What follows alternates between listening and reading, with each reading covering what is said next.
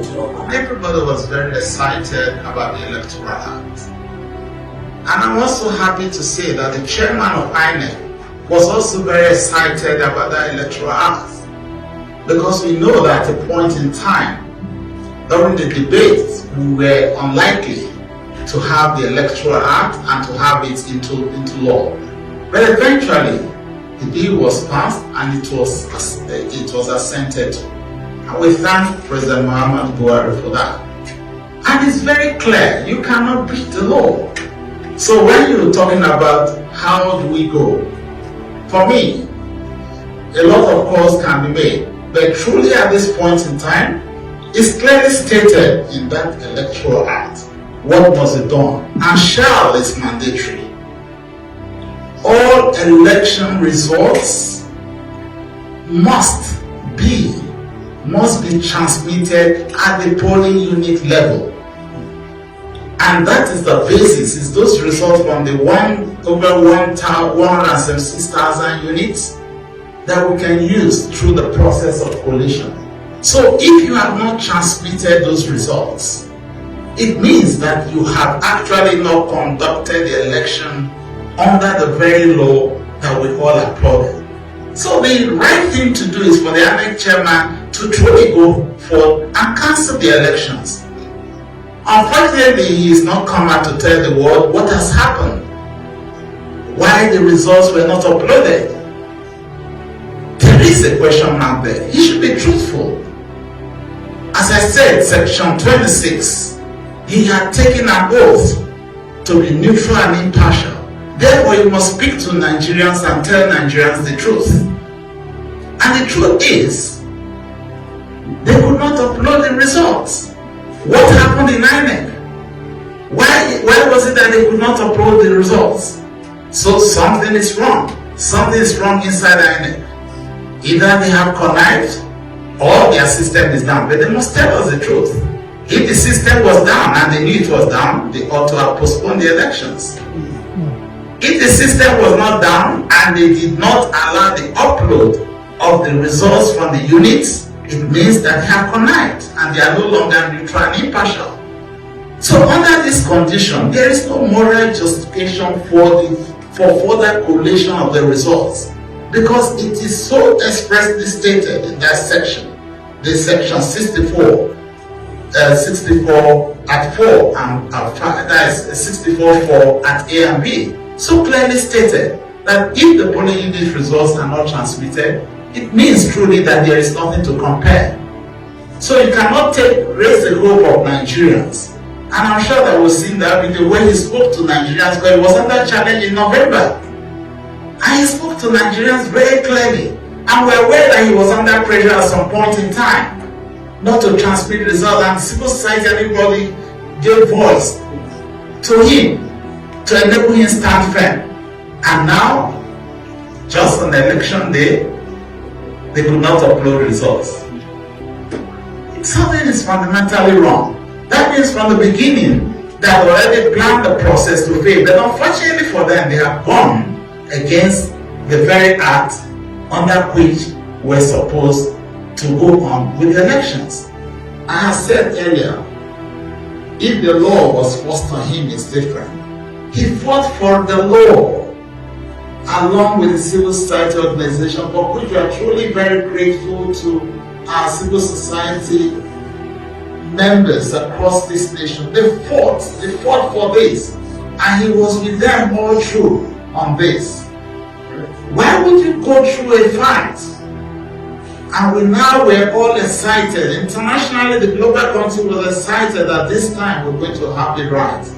He traveled overseas, even to Chatham House, to the United States, to speak about a credible election premised on the law that have been put forth. The same man who fought for the law is going against it. We are speaking out to the Nigerian people. We're speaking to all. We want to speak to the conscience of the INEC chairman. And I hope he hears us. Because dignity is important. No matter how much money you have, no matter what you think you are, until you are a man of integrity, having sworn to an oath, he's just got nothing. So I just hope that he will save his name. He's already down, but he still has an opportunity to save that name by doing the right thing. I hereby adopt the submission of my brother, Governor Ifeanyi, Vice Presidential Candidate of the PDP.